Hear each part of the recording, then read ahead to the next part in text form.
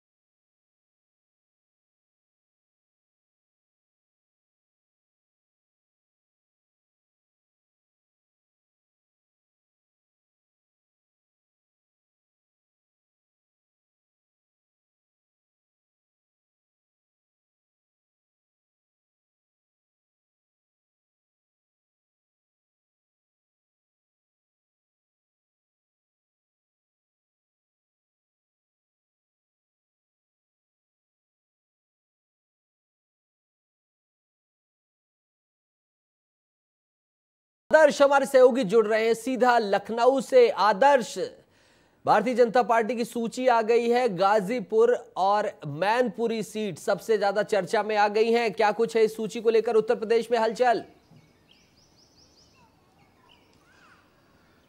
देखिए, बिल्कुल ये बहुप्रतीक्षित सूची थी। खासतौर पर अगर हम इलाहाबाद यानी प्रयागराज की बात करें या फिर गाजीपुर और बलिया सीट की बात करें और मैनपुरी सीट की बात करें, ये वो सीटें हैं जो बेहद चर्चा में थी। और खासतौर पर अगर हम प्रतापगढ़ से सटी हुई सीट कौशाम्बी सीट की बात करें तो ये भी चर्चा में थी। इसके कारण ये थे कि कौशाम्बी सीट को लेकर यहाँ के जो रघुराज प्रताप सिंह राजा भैया हैं, उनकी पार्टी के साथ गठबंधन की बातें चल रही थी बीजेपी की, और इसको लेकर चर्चा थी कि कौशाम्बी और प्रतापगढ़ जो सीटें हैं वो राजा भैया की पार्टी को बीजेपी के साथ दी जा सकती हैं। इसके साथ ही साथ बलिया से सांसद वीरेंद्र सिंह मस्त का टिकट काटकर नया उम्मीदवार दिया गया है। इसके साथ ही साथ रीता बहुगुणा जोशी का टिकट काटकर नया उम्मीदवार दिया गया है। तो निश्चित तौर पर ये ऐसे बदलाव हैं जो निश्चित तौर पर आने वाले दिनों में पूर्वांचल की राजनीति में कई बड़े बदलाव खड़े कर सकते हैं। खासतौर पर इसलिए भी क्योंकि ये वो सीटें हैं जिसका इंतजार सभी को, सबकी निगाहें टिकी हुई ठीक है आदर्श, 2 सीटों की खास तौर पर बात करना चाहेंगे। गाजीपुर की मुख्तार अंसारी की मौत हो गई है और अफजाल अंसारी वहां से है। पारसनाथ राय एक नए चेहरे को सामने लाया गया है। और दूसरी सीट मैनपुरी,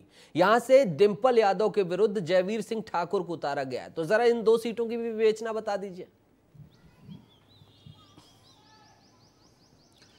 देखिए, पारसनाथ राय के बारे में कहा जाता है कि मनोज सिन्हा के बेहद करीबी है। मनोज सिन्हा इससे पहले यहां से चुनाव लड़ते आते रहे हैं और इस सीट पर भी कई लोगों की दावेदारी थी, लेकिन पारसनाथ राय मनोज सिन्हा के बेहद करीबी बताए जाते हैं। और इस बार का चुनाव बेहद दिलचस्प होने वाला है क्योंकि मुख्तार अंसारी की हाल ही में हार्ट अटैक से मौत हुई है और इसके बाद यहाँ पर सिंपैथी वोट की भी बात कही जा रही है। जैसा कि आपने थोड़ी देर पहले ही कहा कि ये जो सीटें हैं वो समाजवादी पार्टी का गढ़ मानी जाती है, चाहे मैनपुरी की बात करें या फिर गाजीपुर की बात करें। गाजीपुर सीट पर भी सिंपैथी वोट कहीं ना कहीं आगे आने वाला है और निश्चित तौर पर पारसनाथ राय एक बड़ा दांव हो सकते हैं। बीजेपी की तरफ से एक बड़ा चेहरा बनकर मनोज सिन्हा की तरह उभर सकते हैं क्योंकि मनोज सिन्हा के बेहद करीबी बताए जाते हैं। दूसरी सीट की अगर हम बात करें मैनपुरी सीट की, मैनपुरी सीट के पर डिंपल यादव के सामने जो अभी इस मौजूदा सरकार है उसमें कैबिनेट मंत्री, पर्यटन मंत्री जयवीर सिंह को उतारा गया है। हालांकि वो फिरोजाबाद से टिकट चाह रहे थे, लेकिन उसके बाद भी पार्टी ने उन पर भरोसा किया है और मैनपुरी सीट पर उन्हें अपना उम्मीदवार बनाया है। लोकल, स्थानीय होने का जो कहीं ना कहीं फायदा है उसको, और साथ ही साथ जाति समीकरण के तहत जो वोट ट्रांसफर हो सकते हैं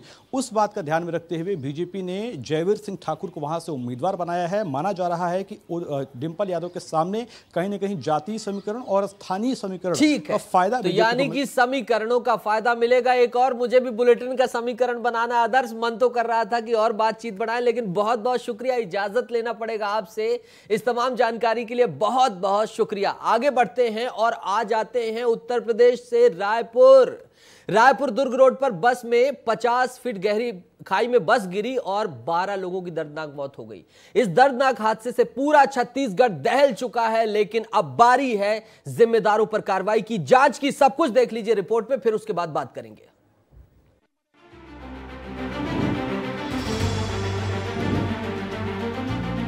मंगलवार को केडिया डिस्टिलरी कंपनी की बस कर्मचारियों को लेकर फैक्ट्री से रवाना हुई। रायपुर दुर्ग रोड पर बस 50 फीट गहरी खाई में गिर गई।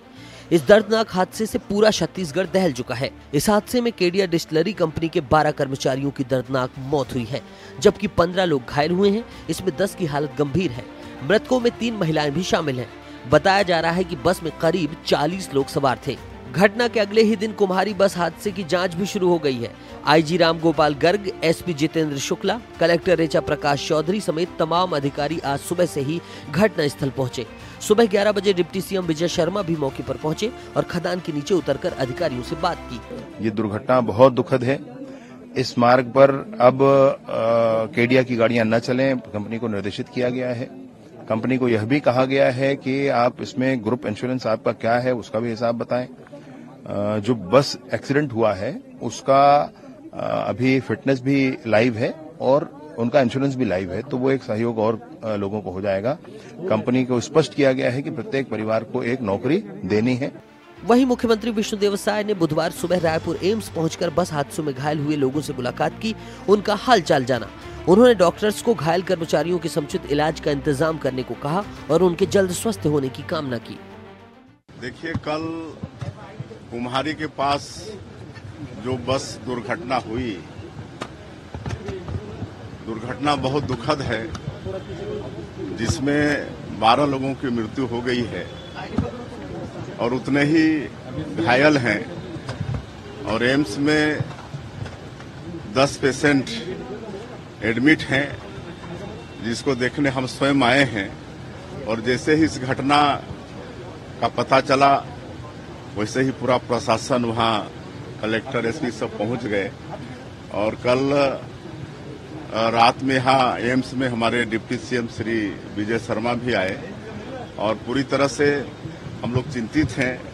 कुम्हारी बस हादसे की जांच भी शुरू हो गई है, लेकिन इस हादसे ने सड़कों और बसों की हालत कैसी है इस ओर ध्यान खींच लिया है। उम्मीद है कि जांच के बाद ऐसे सभी ठोस कदम उठाए जाएंगे ताकि दोबारा ऐसी घटना न हो।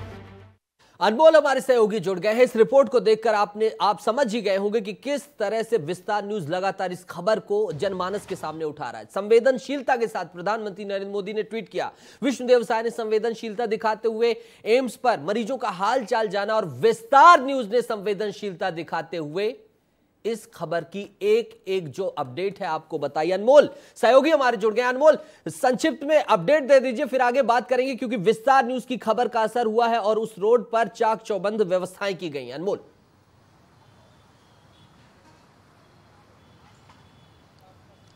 बिल्कुल नितेश, देखिए कल जब ये देर रात हादसा हुआ तब से लेकर अब तक हम हर अपडेट को दिखाते आए हैं। हमने इस खबर को प्रमुखता से दिखाया और असर ये हुआ है कि आज जो है इसकी जांच भी शुरू हो गई है। आज दोपहर से ही घटना स्थल पर जो दुर्ग के आईजी हैं और कलेक्टर हैं वो पहुंचे हुए थे और उन्होंने तमाम जो पहलू हैं जांच के उस पर जो है उन्होंने मंथन किया, बातचीत की। और जहां ये हादसा हुआ वहां उप मुख्यमंत्री विजय शर्मा भी जो है लगातार मौजूद रहे। तो इस तरीके से जो है प्रशासन से लेकर के शासन तक एक्टिव मोड में नजर आया और दोपहर का ही वक्त था जब से इसकी जांच शुरू हो गई। और मैं आपको एक अपडेट दे देता हूं कि आज दिन भर जहां ये घटना हुआ, जिस रोड पे ये घटना हुआ, जहां से बस खाई में गिरी थी 50 फीट, उस स्थल को जो है वहां पर फेंसिंग किया जा रहा है, क्योंकि पहले से वहां कोई रेलिंग नहीं था नितेश। ये बहुत बड़ी बात है। अगर रेलिंग होता तो शायद बस टकराकर खाई में ना गिरती, रोड पे ही रह जाती। लेकिन अब जो वहां पर रेलिंग नहीं मौजूद था, अब रेलिंग लगाने का काम वहां पर किया जा रहा है, फेंसिंग लगाने का काम किया जा रहा है। और जो विजय शर्मा उप मुख्यमंत्री, उन्होंने विस्तार न्यूज से बातचीत में कहा है कि इस घटना को लेकर के परसों की तारीख में एक बड़ी बैठक आयोजित की जाएगी और उसमें चर्चा, बिल्कुल बड़ी बैठक होगी और बहुत गहन परिचर्चा होगी। लेकिन दो चीजें अनमोल, बस की फिटनेस को लेकर और सड़क की स्थिति को लेकर भी सवाल खड़े हो रहे हैं। ये दोनों कैसी थी और इन्हें लेकर जांच को क्या आगे बढ़ाया जा रहा है? क्या जांच में सड़क जैसी भी पहलुओं को विचार किया जा रहा है? और विजय शर्मा ने कहा कि अब वहां से बस नहीं जाएंगी। क्या विजय शर्मा ने वो अपडेट दी है?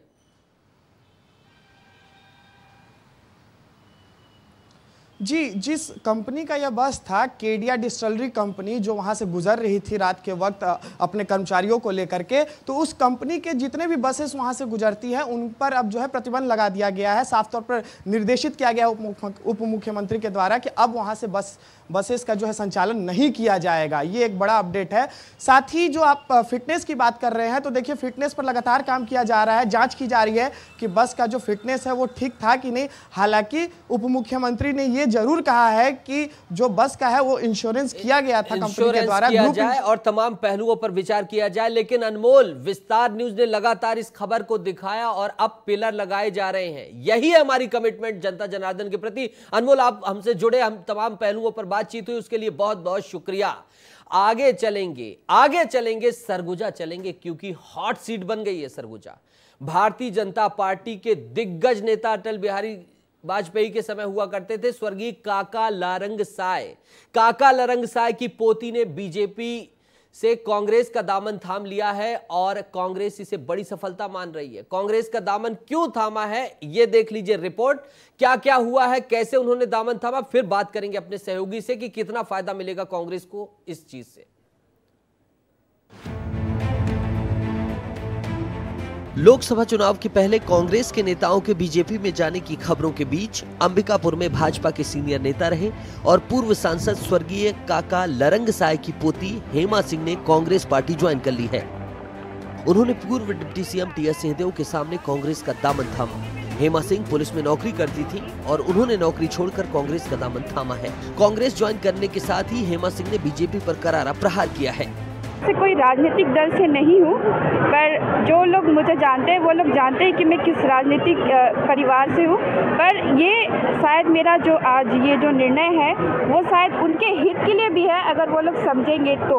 क्योंकि जो 400 की बात कही जा रही है वो लोकतंत्र को ख़त्म करने की बात कही जा रही है। जब लोकतंत्र खत्म होगा ना तो राजनीतिक दल भी खत्म हो जाएगा, और राजनीतिक दल खत्म हो जाएगा तो सिर्फ इंडिया गठबंधन खत्म नहीं होगा, वो जो पार्टी जो बात कर रही है, दावा कर रही है, वो पार्टी भी खत्म हो जाएगी। हेमा को कांग्रेस ज्वाइन कराने के पीछे पूर्व डिप्टी सीएम टी.एस. सिंहदेव की बड़ी सफलता मानी जा रही है। इस दौरान उनके साथ सरगुजा लोकसभा से कांग्रेस प्रत्याशी शशि सिंह भी मौजूद रहीं। दोनों ने क्या कहा, जरा वो भी सुन लीजिए। युद्ध तो हथियारों वाला है, ये विचारों वाले और देश के भविष्य वाले संभावनाओं के युद्ध वाली बात है, जिसमें विचारों के माध्यम से, नीतियों के माध्यम से हम लोग मैदान में हैं।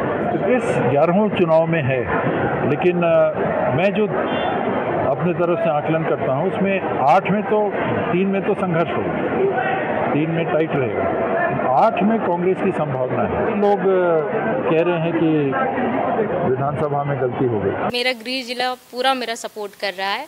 प्रेमनगर विधानसभा से जितने वोट मिलेंगे मुझे नहीं लगता है कि शायद किसी और विधानसभा सबसे मिलेंगे, पर मैं एक्सपेक्ट ज़्यादा प्रेमनगर से कर रही हूँ और वो मुझे मिलेगा।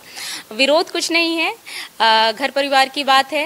हमारे आदरणीय है नरेश चाचा जी हमारे थोड़े नाराज़ हैं और मना लिए जाएंगे, चलता है घर परिवार में।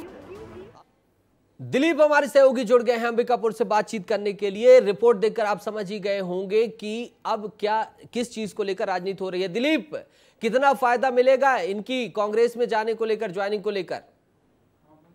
देखिए, हेमा सिंह स्वर्गीय लरंग साय जो पूर्व सांसद हैं सरगुजा के और एक बीजेपी के, वो काफी कर्मठ नेता और कर्मठ सेवक के रूप में यहाँ पे जाने जाते थे और उन्होंने 1977 से उन्होंने यहाँ पे सांसद रहे और 3 बार सांसद रहने के साथ साथ 3 बार वो विधायक के पदों पर भी रहे और उनका एक अलग से मतलब लोगों के बीच में पहचान है और उनका खासकर कई लोग उनका अनुसरण करते हैं। आज भी उनके क्षेत्र में जो लोग हैं वो सामरी विधानसभा क्षेत्र के रहने वाले थे और ऐसे में हेमा सिंह का जो ज्वाइन करना, कांग्रेस का ज्वाइन करना एक टी.एस. सिंहदेव के लिए एक बड़ी सफलता है, क्योंकि टी.एस. सिंहदेव अंबिकापुर में पिछले 1-1.5 महीने से नहीं थे। जब वो यहाँ पे आए उसके बाद ही हेमा सिंह कल यहाँ पे ज्वाइन की है और ज्वाइन करने के बाद कांग्रेस में एक फुर्ती आ गई है, कांग्रेस को एक बड़ी सफलता हाथ लगी है। उनका ये मानना है कि अगर लरंग साय परिवार का कोई सदस्य हमारे पार्टी में ज्वाइन करता है तो कहीं ना कहीं ठीक है दिलीप, अब ये तो वक्त ही बताएगा कि कितनी संजीवनी बूटी मिलेगी इनके आने से, लेकिन जो घटनाक्रम था वो दिखा दिया गया है। बहुत बहुत शुक्रिया आपका हमसे जुड़ने के लिए, मुखातिब होने के लिए।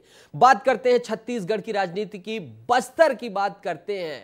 मारने मरने की बात चल रही है। प्रधानमंत्री नरेंद्र मोदी के सर फोड़ने की बात की नेता प्रतिपक्ष ने। फिर इसके बाद कवासी लखमा इस हद तक चले गए कि उन्होंने कह दिया कि प्रधानमंत्री स्टार हैज मैं बोल रहा हूं क्योंकि मरने की बात कर दी थी। कवासी लखमा ने अपना बयान दिया और विस्तार न्यूज ने उनका पीछा किया। दादी के पास विस्तार न्यूज गया और पूछा कि आपने ऐसी बात क्यों की है। तब दादी ने सफाई दी है, कवासी लखमा ने सफाई दी है, बातचीत की है विस्तार न्यूज से। खास बातचीत सुन लीजिए, फिर हम सहयोगी संजय का रुख करेंगे जो कि बस्तर से लगातार हमें खबरें भेजते हैं। इस परिप्रेक्ष्य में बोला था ये बयान आपने? मैं ये बोलेंगे मोदी को हराना है तो कवासी लखमा को जिताना है, ये इतना बोल रहा हूँ जी। अच्छा ये बताइए, राहुल गांधी बोलते हैं मोहब्बत की दुकान खोलेंगे, आप बोलते हैं कि तोंगपाल में जो खदान लग रही है तो तीर धनुष उठा लो, तो आक्रामक क्यों रहे हैं? तुम तीर धनुष उठा कब बोला? तोंगपाल आप बयान दे रहे थे कि टीन का खदान है वहाँ पे, ये खदान पे लोग आ रहे हैं, आप ही के बयान है ना। बीजेपी खेल रही है इस पे, हम कुछ बोल रहे हैं क्या? बीजेपी खेलने से वो तो खेलते रहेंगे। मौका क्यों दे रहे हैं आप लोग? मौका क्यों देना है? वो बोलने से, उन लोग बोलने से अच्छा होता है, हम लोग बोलने से गलत होता है। हम लोग ऐसा नहीं बोलते हैं, हम लोग गोंडी जानते नहीं हैं। गोंडी मेरे से ज़्यादा उन लोग जानते नहीं होंगे। पूरे देश में कंफ्यूजन है, आप साफ कर दो, आपने क्या बोला था एक बार बता दो, क्या बोल रहे थे? हम बोले मोदी को हराना है, मोदी को हराना, लखमा को जिताना है। अपने अंदाज बताओ ना, हमारा अंदाज में बता रहे हैं, कवासी लखमा को जिताओ। जिताओगे नहीं ताली मारूं। मोदी को हराना है कि नहीं हराना, ताली मारूं, यही तो बोल रहे हैं। शब्दों के जादूगर हैं कवासी लखमा, लेकिन इस बार उनका पाला पड़ा है शब्दों के जादूगर नरेंद्र मोदी से। संजय हमारे सहयोगी जुड़ गए हैं। संजय, कवासी लखमा जीत डोर, नरेंद्र मोदी ढोल तोड़, बोलते बोलते आज इन्होंने नया डायलॉग दे दिया आपसे, कवासी लखमा ने। नितेश, जब इन्होंने बोला ना ढोल तोड़, मैंने कम से कम 20 लोगों से बात की जो गुंडी जानते हैं, जो उसके एक्सपर्ट हैं। मैंने पूछा इसका मतलब बताओ, जब वो बोले इसका मतलब होता है मरेंगे, तो मैंने सोचा ये कैसे बोल सकता है एक नेता इस तरह की बात इस तरह की भाषा का प्रयोग। आज मैं उनके पास जब पहुंचा, मैंने बोला क्यों बोल दिए, ऐसा क्या बात थी कि आपने इस तरह की बात का उपयोग किया, ऐसी भाषा का उपयोग किया? तो जानते हैं क्या हुआ, जब सभा चल रही थी उनकी, तो उन्होंने अपना ये बयान ही बदल दिया। आप इन्होंने इसको ठीक किया, इन्होंने बोला कवासी लखमा जित डोर, नरेंद्र मोदी मिर डोर। अब इसका मतलब क्या है? ये भी गोंडी शब्द है, नरेंद्र मोदी कुर्सी छोड़ देंगे। ठीक है ना, ये कहिए आप। लोकतंत्र में ऐसी ही भाषा चलती है और हम उम्मीद करते हैं कि आप ऐसी ही भाषा में बात करें। यही वजह है कि लगातार विस्तार न्यूज़ पीछे पड़ा हुआ था कवासी लखमा के। हम बार बार उनसे सवाल पूछ रहे थे। अच्छा, उनकी सभा में जो लोग मौजूद थे, मैंने उनसे ही पूछा, मैंने बोला ढोल तोड़ का मतलब बताओ, क्योंकि कवासी लखमा तो बदल गए अपनी बात से। वो कह रहे मैंने ऐसा कही नहीं, या इसका मतलब ये नहीं होता। संजय, लेकिन ऐसा नहीं लगता है कि एक तरफ चरण दास महंत विवादित बयान दे रहे हैं, कवासी लखमा ऐसा बयान दे रहे हैं, क्यों डिरेल कर रहे हैं खुद को? ऐसे बार बार बयान दिए क्यों जा रहे हैं, जबकि जान रहे हैं कि बखेड़ा हो रहा है, सफाई देनी पड़ रही है? देखिए, यही तो समस्या है। अच्छा, ये एक बयान है, इसके अलावा एक और बयान दिया इन्होंने जानते हैं क्या कहा? इन्होंने कहा तोंगपाल एक यहाँ जगदलपुर से 60 किलोमीटर दूर जगह है, वहाँ टीन की खदान लगने वाली है, सर्वे चल रहा है। इन्होंने कहा जो पुलिस वाले सर्वे करने आ रहे हैं, उन्हें ग्रामीणों से कह रहे हैं तीर धनुष उठाओ और उनको मार के भगाओ। अब ये किस तरह की बात है? आप कहते हैं आप गांधी जी की पार्टी से हैं, आप अहिंसावादी पार्टी से हैं। राहुल गांधी बोलते हैं मोहब्बत दुकान खोलेंगे, और आप क्या कह रहे हैं? तीर धनुष उठाओ और उनको मार के भगाओ। तो ये समस्या आ रहे हैं संजय। अगर देखा जाए तो कवासी ट्रैप हो रहे हैं। अभी तक उनके बयान एक अलग अंदाज होता था, उसमें मजा होता था, पब्लिक भी मजा लेती थी, लेकिन अब उनके बयान एग्रेसिव हैं और टिप्पणियां उनकी अभद्र होती जा रही हैं। संजय, झुंझलाहट दिख रही है। इससे समझ आता है कि जो इस बार का जो चुनाव है, समझ आता है कि वो परेशान हो गए इस चुनाव में। यही वजह है कि इस तरह का बयान दे रहे हैं, और यही समस्या है। और जब इस तरह का बयान देते हैं कांग्रेस के नेता, तो बीजेपी को एक मौका मिलता है उसे भुनाने का। अब मैं आपको इस पे अपडेट देता हूं नितेश। आज बीजेपी के जिलाध्यक्ष रूप सिंह मंडावी ने कहा है कि कवासी लखमा के खिलाफ FIR करेंगे। उन्होंने कहा है कि उनके इस बयान से कांग्रेस की कवासी लखमा की मंशा साफ होती है। उन्होंने इस मामले को झीरम घाट से भी जोड़ दिया है। तो देखिए, अब ये खुद अपने ट्रैप में फंस गए। कवासी लखमा, जिन पे जब लोकसभा की घोषणा हुई चुनाव की, तो देश में पहली FIR हुई थी, आपको याद होगा, किस लिए? कि वो पैसे बांट रहे थे। ऐसे में अब ये अगर फिर FIR हो जाती है बीजेपी के द्वारा, तो वो ऐसे नेता होंगे जिन पे 2-2 FIR हो गई इस चुनाव के दौरान। तो ये फंस रहे हैं वो अपने ही बयानों में। तो नीतीश वाकई ये कांग्रेस के लिए चिंता का विषय है कि जब इस तरह के बयान वो देते हैं तो बीजेपी को मौका मिलता है कि वो उन्हें घेरे और कटघरे मिलाकर खड़े कर झुंझलाहट बौखलाहट नजर आ रही है। संजय, आखिरी सवाल पूछूंगा, जब ऐसे बयान आते हैं और फिर आप आम पब्लिक से बात करते हैं तो क्या उनका रिएक्शन होता है? पब्लिक इन्हें किस अंदाज से लेती है? क्या वही एंगर होता है, वही एग्रेशन होता है जिसे भारतीय जनता पार्टी सफलतापूर्वक कांग्रेस से छीन लेती है, दिखा देती है कि आप गलत कर रहे हैं, या फिर कुछ और होता है? मैं आपको उदाहरण बताता हूं। कल जब ये बयान सामने आया उस वक्त हमारे एक बहुत चर्चित प्रोग्राम लोकसभा चल रहा था, वहां करीब 100 लोग मौजूद थे, कांग्रेसी नेता थे। मैंने उनको बयान सुनाया, वो सब गुंडी जानते थे। मैंने बोले ये क्या बोल दिए दादी? वो खुद चौंक गए। वो बोले यार ये कैसे बोल सकते हैं, ढोल तोड़ कैसे बोल सकते हैं, मरेंगे कैसे बोल सकते हैं, ये कोई बयान नहीं है, कोई मर्यादा नहीं है। जो वहां आम लोग थे वो चौंक गए कि इस तरह का बयान कैसे दे सकते हैं। तो ये समस्या है। ये देखिए, लोग भी जो है इस तरह के बयानों को एक्सेप्ट नहीं कर पाते। अगर कवासी लखमा ये सोच रहे हैं कि इस तरह के बयान दे के वो चर्चा में बने रहेंगे और इससे उन्हें चुनाव में फायदा होगा, नहीं है और इसका खामियाजा भी भुगतना पड़ सकता है। ये तो वक्त ही बताएगा संजय, चुनाव परिणाम बता देंगे। लेकिन प्रधानमंत्री नरेंद्र मोदी जब भी छत्तीसगढ़ आएंगे तो हमला जरूर बोलेंगे, इस पर कोई दो राय नहीं है। बहुत बहुत तमाम शुक्रिया आपका। ग्वालियर से इस वक्त बड़ी खबर आ रही है, जहां पुलिस को बंधक बनाकर मारपीट की गई है। बच्ची को पुलिस लेने गई थी और पुलिस पार्टी पर इसी दौरान हमला हो गया। विवाद का वीडियो सोशल मीडिया पर वायरल है। बहोड़ापुर थाना पुलिस से महिला ने शिकायत की थी और 3 महीने की बच्ची को ससुराल पक्ष नहीं दे रहा था, और जब पुलिस वाले लेने गए इस बच्ची को तब वहां महिला के ससुराल वालों ने विवाद करते हुए पिटाई कर दी। वीडियो सोशल मीडिया पर वायरल हो रहा है, देख लीजिए विस्तार न्यूज की टीवी स्क्रीन पर।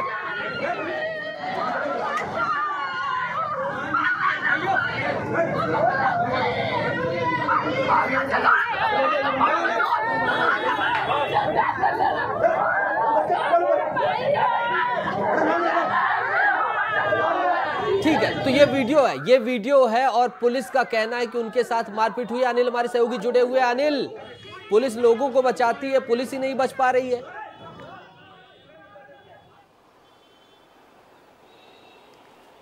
बिल्कुल, देखिए नीतीश, सही कहा आपने कि ये जो वीडियो वायरल हुआ है और इस वीडियो में स्पष्ट रूप से ये दिखाई दे रहा है कि जो पुलिस उस बच्ची को लेने गई थी और पुलिस पर ही उन्होंने हमला कर दिया, उन्हें बंधक बनाया। हालांकि ये पूरा घटनाक्रम आपको मैं बता देता हूं। ये घटनाक्रम शहर के बौड़ापुर थाना इलाके के उरवई का है और एक महिला अपने मायके में रहती है और उसने शिकायत की कि जो ससुराल पक्ष है उसकी बेटी को पिछले 3 महीने से वह रखे हुए हैं और उसको दे नहीं रहे। पुलिस की जब महिला ने पुलिस को शिकायत की तो उसके बाद पुलिस की टीम वहां पर पहुंची तो ससुराल जनों ने सबसे पहले पुलिस को ही बंधक बना लिया और उनके साथ हाथापाई भी की। और उसके बाद जब पुलिस ने सूचना दी कंट्रोल रूम में, उसके बाद यहां से पुलिस बल पहुंचा और उसके बाद जो बच्ची थी 3 माह की उसको लेके आए थे। हालांकि इस पूरे घटनाक्रम में पुलिस ने 5 लोगों पर मामला दर्ज कर लिया है। अनिल, जैसा कि इस वीडियो को हम देख रहे हैं, दिखा रहे हैं और पुलिस ने अपना पक्ष भी रखा है। औरतें चीख रही हैं, चिल्ला रही हैं, मारपीट हुई। हम ये सवाल खड़े नहीं कर रहे हैं पुलिस के ऊपर कि ऐसा नहीं हुआ है, लेकिन पीड़ित पक्ष को भी रखा जाना चाहिए। मारपीट को लेकर उनका क्या कहना है?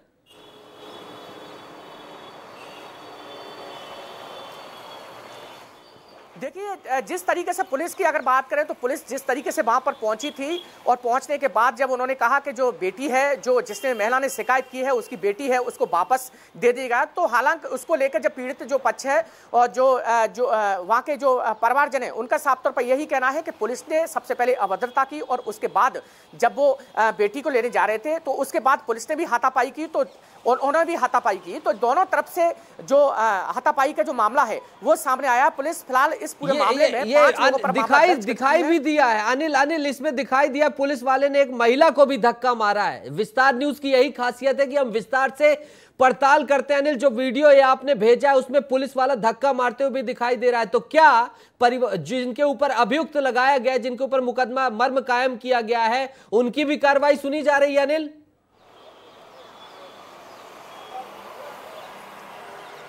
देखिए, अभी तो जब पुलिस जो आरोप लगा रही है मारपीट के कि उनके साथ मारपीट की गई है, उन्हें बंधक बनाया गया है और पुलिस ने 5 लोगों पर मामला दर्ज किया है। लेकिन अनिल, जरूरी है कि पुलिस ने जो धक्का मुक्की की है महिलाओं के साथ, उस पर भी पुलिस नजर डाले। हम पुलिस के साथ भी हैं और जिनके ऊपर ये अभियोग लगाया गया है कि उन्होंने बदतमीजी की है, मारपीट की है, उनके साथ भी खड़े हुए। जो सच है उसके साथ विस्तार न्यूज खड़ा है। अनिल, आप जुट जाइए, लग जाइए और इसकी जो सच्चाई है वो जनता जनार्दन के सामने, विस्तार न्यूज के दर्शकों के सामने रख दीजिए। बहुत बहुत शुक्रिया हमसे जुड़ने के लिए और बातचीत करने के लिए। अनिल हमारे सहयोगी लगातार जुड़े हुए हैं और ग्वालियर की तमाम जो खबरें हैं, सच्चाई है, उसको आपके सामने रख रहे हैं।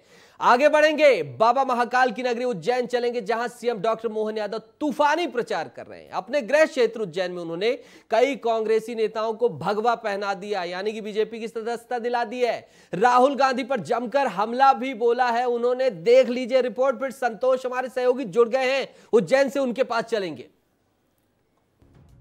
मध्य प्रदेश के मुख्यमंत्री डॉक्टर मोहन यादव लगातार लोकसभा चुनाव को लेकर सक्रिय हैं। एक तरफ CM doctor Mohan Yadav BJP का कुनबा बढ़ा रहे हैं, तो वहीं दूसरी तरफ अपने विपक्षियों पर जमकर निशाना भी साध रहे हैं। उज्जैन में भी कुछ ऐसा ही नजारा देखने को मिला, जहां सीएम की मौजूदगी में रतलाम कांग्रेस के ग्रामीण जिला अध्यक्ष कैलाश पाटीदार के साथ कई कांग्रेसी कार्यकर्ताओं और पदाधिकारियों ने भाजपा का दामन थाम लिया।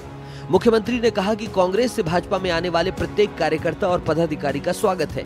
वे प्रधानमंत्री नरेंद्र मोदी की कार्यशैली से प्रभावित होकर भाजपा में आ रहे हैं। इनके कहने पर सभी विकास कार्य किए जाएंगे। मुझे इस बात की प्रसन्नता है कि लगातार भाजपा के यशस्वी प्रधानमंत्री की कार्यशैली से प्रभावित होकर के हमारा परिवार रोज बढ़ता जा रहा है। आज ये हमारे साथ रतलाम जिले के अध्यक्ष भाई सुरेश जी, कैलाश पाटीदार जी, आज उनके साथियों के साथ सम्मिलित हुए।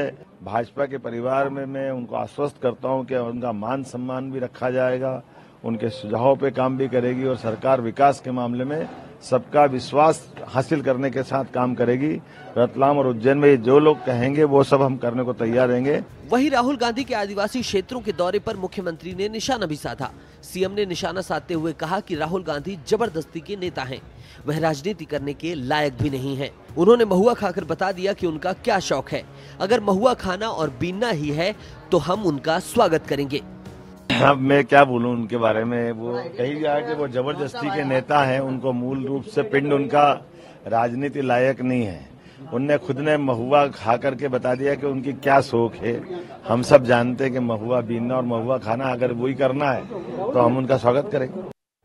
देख लिया आपने, इन वीडियोस में दो बयान है। एक तरफ कह रहे हैं कि सुरेश को पार्टी ज्वाइन करा ली, जबकि कैलाश ज्वाइन कर रहे थे। संतोष हमारे सहयोगी जुड़ गए हैं, उनको ले लीजिए, फिर बातचीत करते हैं। संतोष, अब तो इतने कांग्रेस पार्टी के बीजेपी में आ रहे हैं कि मुख्यमंत्री को नाम ही भूल गया कि किसको अभी अभी सदस्यता दिलाई है। कौन कौन ज्वाइन किया?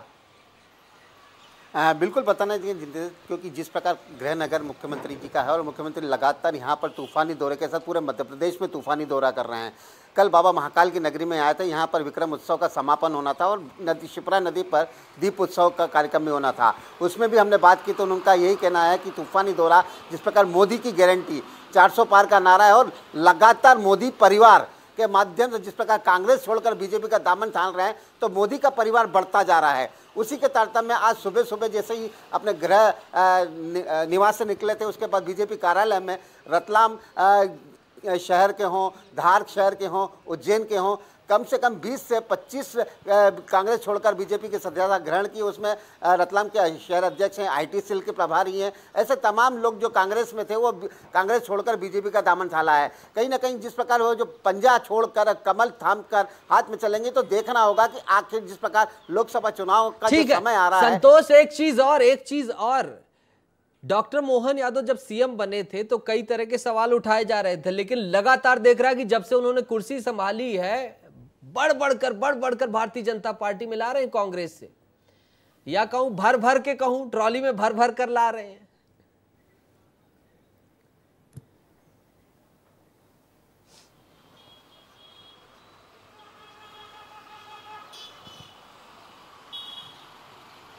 संतोष, आप नहीं सुन पा रहे क्या? संतोष को आवाज, संतोष अगर आप सुन पा रहे हो तो मैं जवाब दीजिए।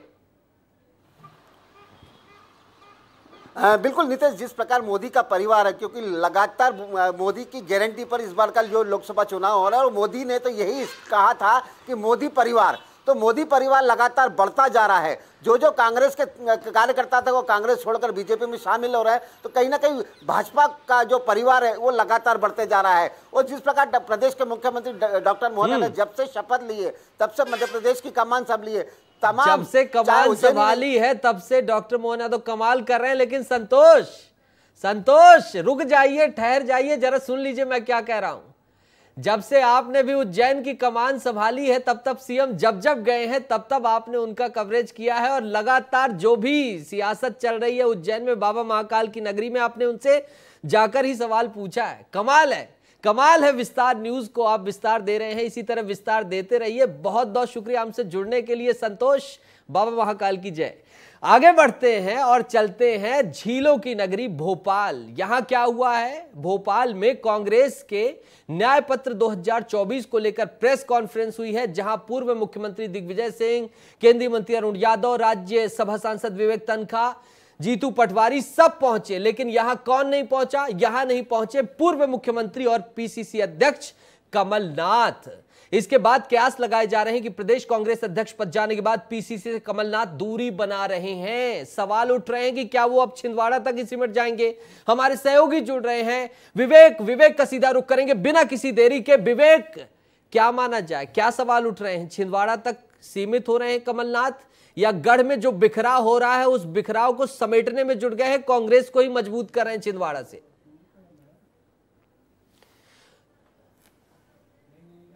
विवेक से हम जुड़ने की कोशिश करेंगे, लेकिन देख लीजिए अब कमलनाथ जो है वो पीसीसी के जितने भी बड़े कार्यक्रम हो रहे हैं उनमें नहीं पहुंचते हुए दिखाई दे रहे हैं।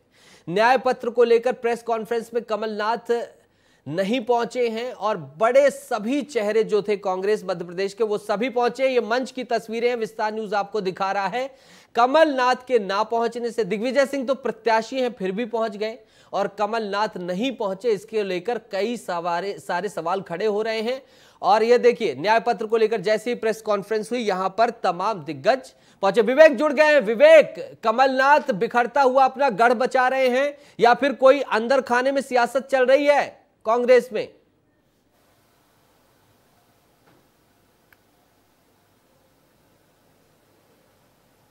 हेलो विवेक, अगर आप सुन पा रहे हो तो ये पूछ रहा हूं मैं कि क्या अंदर खाने में कोई सियासत चल रही है या छिंदवाड़ा के बिखरते गढ़ को बचा रहे हैं कमलनाथ?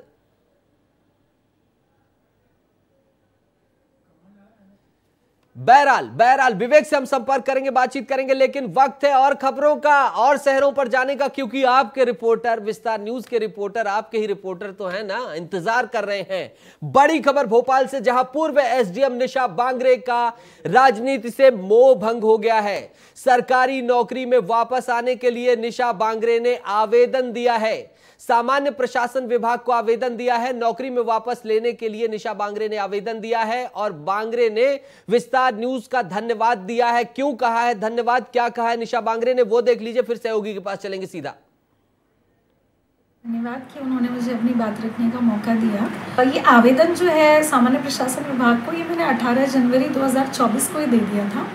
अब चूंकि मुझे कांग्रेस पार्टी द्वारा प्रदेश के मुख्य प्रवक्ता का पद मिला, और बार बार सभी पत्रकार बंधु मुझे फ़ोन कर रहे थे कि आप मीडिया पर, चैनल पर बैठी हैं, तो मुझे उन्हें बताना पड़ा। मैं तो धन्यवाद देना चाहूँगी कांग्रेस पार्टी को कि उन्होंने मुझे इस पद की जिम्मेदारी दी, लेकिन मैं अपने आप को प्रवक्ता के तौर पर सहज महसूस नहीं करती, क्योंकि मैंने हमेशा जनता के बीच में काम किया है और जनता के बीच में रही हूँ। कि विधानसभा के चुनाव में टिकट देने का वादा किया था वो पूरा नहीं हो पाया, और लोकसभा में भी नहीं हो पाया, तो परिवार का मुझ पर दबाव तो है ही कि आप नौकरी में वापस जाइए। तो मैंने वो आवेदन दिया था, एक अधूरे पद से मैंने वो एक आवेदन दिया था कि हमारी पारिवारिक और व्यक्तिगत चीज़ों को देखते हुए मैंने ये पत्र सामान्य प्रशासन विभाग को लिखा था।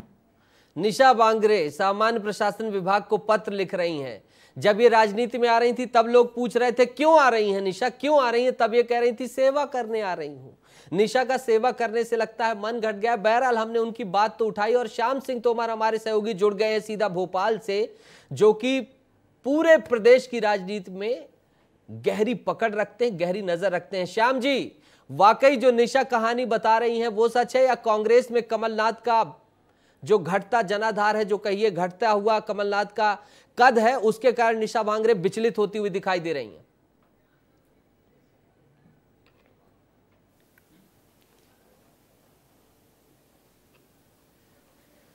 श्याम सिंह तोमर से हम जुड़ेंगे, लेकिन निशा बांगरे जो कि बैतूल से आमला से चुनाव लड़ना चाहती थी, उनका इस्तीफा स्वीकार नहीं किया जा रहा था तत्कालीन शिवराज सिंह सरकार के द्वारा, और लगभग जब आमला से प्रत्याशी नियुक्त कर दिए गए उसके बाद उनका इस्तीफा स्वीकार किया गया और उसके बाद कमलनाथ ने उन्हें पार्टी की सदस्यता दिलाई, कहा बड़ी जिम्मेदारी देंगे। श्याम सिंह तोमर जुड़ गए हैं। श्याम जी, क्या माना जाए, कमलनाथ के घटते कद के कारण ये बौखलाहट है, निशा बांगरे जी को बेचैनी है, या फिर गलत कदम उठा बैठी? ये मान रही, क्योंकि जब आई थी तब तो कह रही थी सेवा करने आ रहे हैं, सेवा करने आ रहे हैं। देखिए, निशा बांगरे से जो मेरी बात हुई उससे मुझे ये साफ समझ में आया कि कहीं ना कहीं खुद को महत्व नहीं मिलना उनकी सबसे बड़ी बेकरारी है। इसी बेकरारी की वजह से अब वो समझ नहीं पा रही हैं, ऊहापोह में है कि करें तो करें क्या। वो ये भी नहीं समझ पा रही हैं कि अब भाजपा के पास लौटें या जो है एसडीएम की जो अपनी नौकरी थी, राज्य प्रशासनिक सेवा की नौकरी, उसमें जाएं। तो हम ये भी उनसे जो बात हुई है, उन्होंने हमें ये बताया कि उन्होंने आवेदन काफ़ी समय पहले दे दिया था, लेकिन सरकार ने अभी कोई स्टैंड नहीं लिया है। अब सीएम पर निर्भर करेगा कि सीएम उनके फेवर में नौकरी उन्हें वापस दिलाते हैं या फिर और कुछ गतिविधि जो है उनके लिए संभव है। क्या संभव है, जरा इसकी कानूनी जो पहलू है उसे भी जनता जान ले। क्या संभव है कि आपने इस्तीफा दे दिया, आप चले गए, आप राजनीति में आ गए, प्रवक्ता बन गए और उसके बाद आप नौकरी पा सकते हैं? और अगर यह संभव है तो कितना उचित है श्याम जी?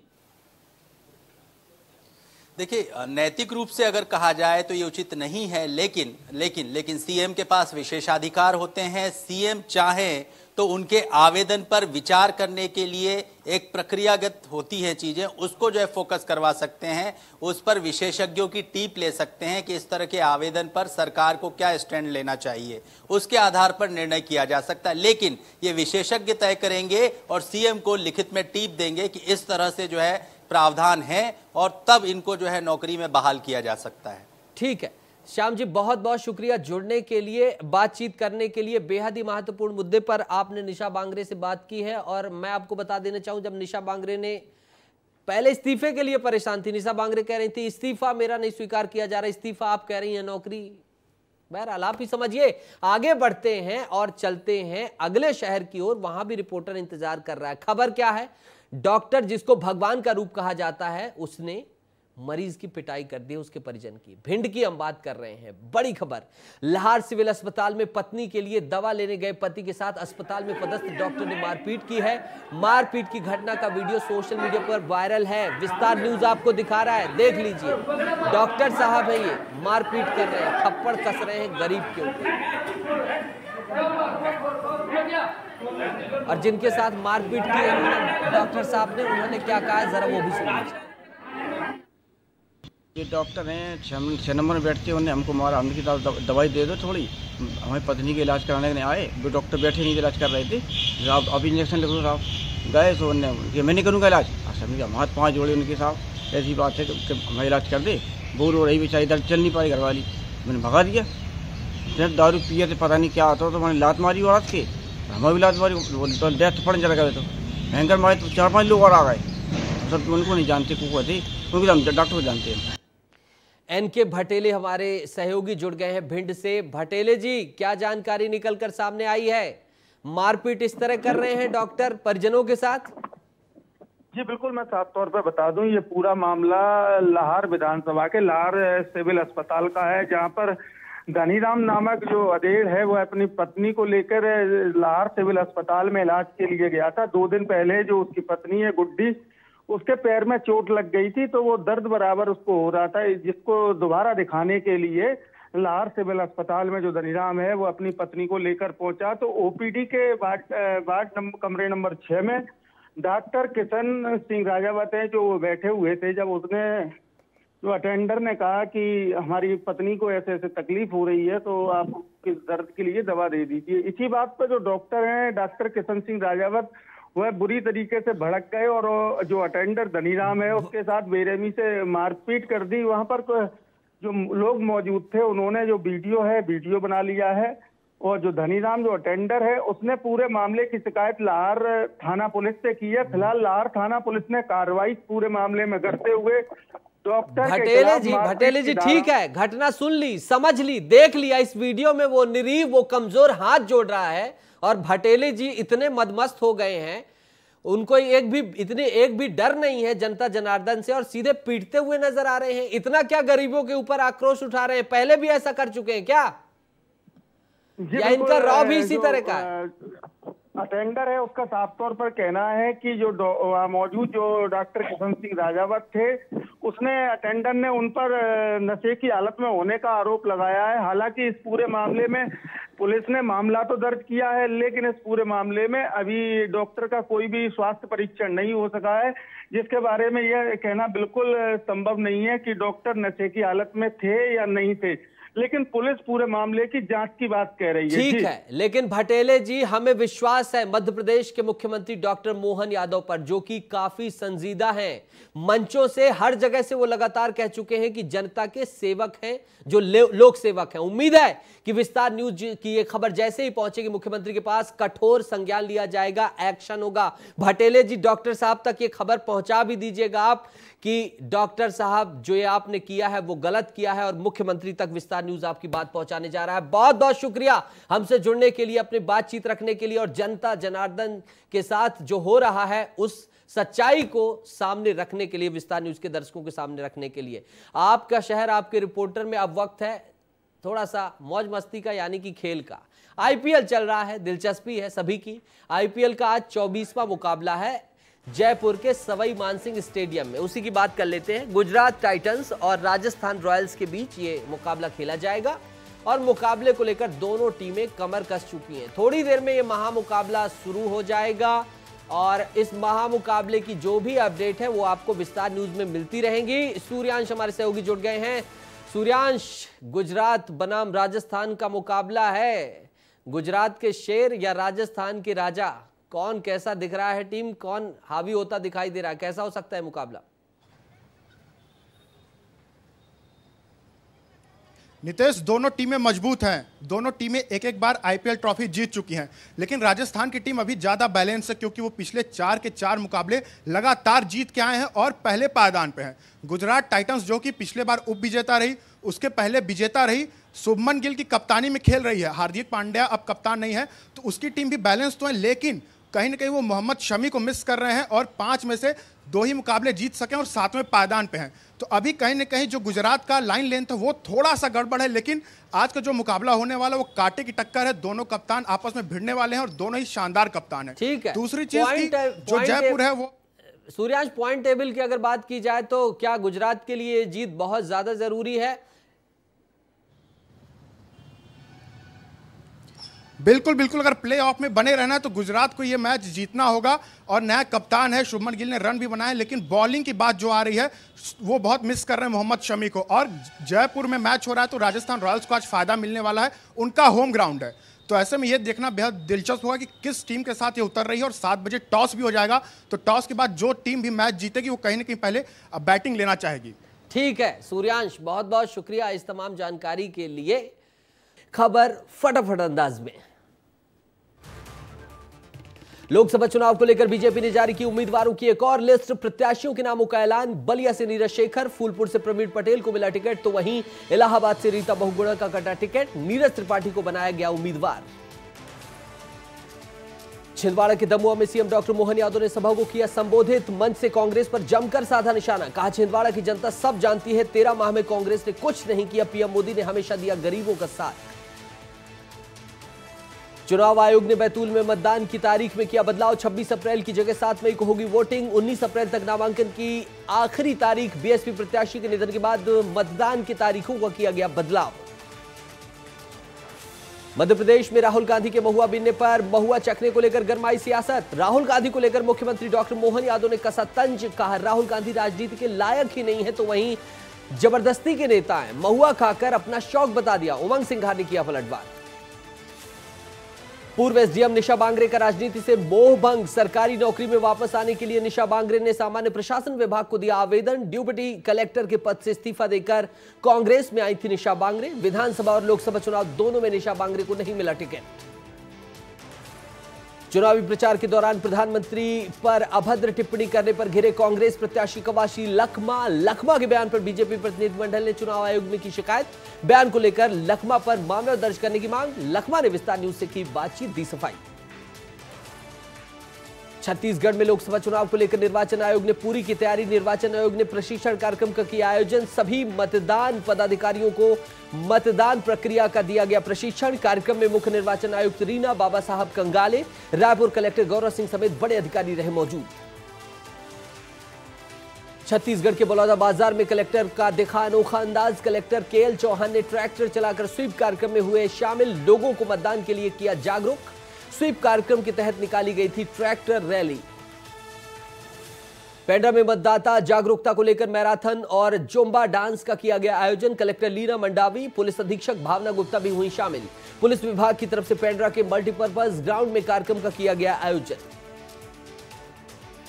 धार की गौशाला कमाल मौला मस्जिद में लगातार 20 दिन से जारी है एएसआई का सर्वे। 16 अधिकारियों की टीम सर्वे के काम में जुटी। एएसआई के सर्वे से संतुष्ट नजर आए दोनों ही पक्ष। सुरक्षा के पुख्ता इंतजाम। सिंगरौली में तेज रफ्तार का कहर, लोडेड ट्रेलर ने बाइक को मारी टक्कर। हादसे में बाइक सवार 2 युवकों की मौत। हादसे के बाद मौके से फरार हुआ ट्रेलर चालक। सिंगरौली में स्वास्थ्य विभाग की लापरवाही आई सामने। महिला को अस्पताल ले जाने के लिए नहीं मिली एम्बुलेंस। पत्नी को कंधे पर लेकर अस्पताल पहुंचा पति। सोशल मीडिया पर वायरल हुआ वीडियो। इधर जशपुर में बेखौफ हुए बदमाश। अज्ञात लोगों ने ऑटो वर्कशॉप में लगाई आग। आग से हवा भरने वाली टंकी में हुआ ब्लास्ट। दुकान में रखे बर्तन, बाइक समेत माफ कीजिएगा अन्य सामान जलकर हुए खाक। अंबिकापुर में स्कूल संचालकों और किताब दुकानदारों के बीच साठगांठ कर किताबों की बिक्री का मामला आया सामने। विस्तार न्यूज पर मामले के खुलासे के बाद जिला शिक्षा अधिकारी ने बनाई जांच समिति। रिपोर्ट मिलने के बाद अफसर कह रहे कार्रवाई की बात। दंतेवाड़ा में कमारगोड़ा के पास आईईडी ब्लास्ट। विस्फोट में सड़क निर्माण में लगा हाईवा ड्राइवर गंभीर रूप से घायल। नक्सलियों ने पुल में छिपाकर लगा रखा था IED. Additional SP R K Varman ने घटना की पुष्टि। कांकेर में पुलिस को मिली बड़ी सफलता। 3 नक्सलियों ने पुलिस अधीक्षक के सामने किया आत्मसमर्पण। परतापुर एरिया कमेटी के सक्रिय सदस्य थे नक्सली। एक नक्सली पर था 1 लाख रुपए का इनाम। कोंडागांव में पुलिस को मिली बड़ी सफलता। अंतरराज्यीय बाइक चोर गिरोह का किया गया खुलासा। पुलिस के हाथ लगे गिरोह के 3 सदस्य। गिरफ्तार आरोपियों के पास से चोरी की 35 बाइकें जब्त। मध्य प्रदेश में बदला मौसम का मिजाज। प्रदेश के 2 दर्जन से ज्यादा जिले में आंधी, बारिश और ओले गिरने का आसार। मौसम विभाग ने 27 जिलों में बारिश का लेकर ऑरेंज अलर्ट किया जारी।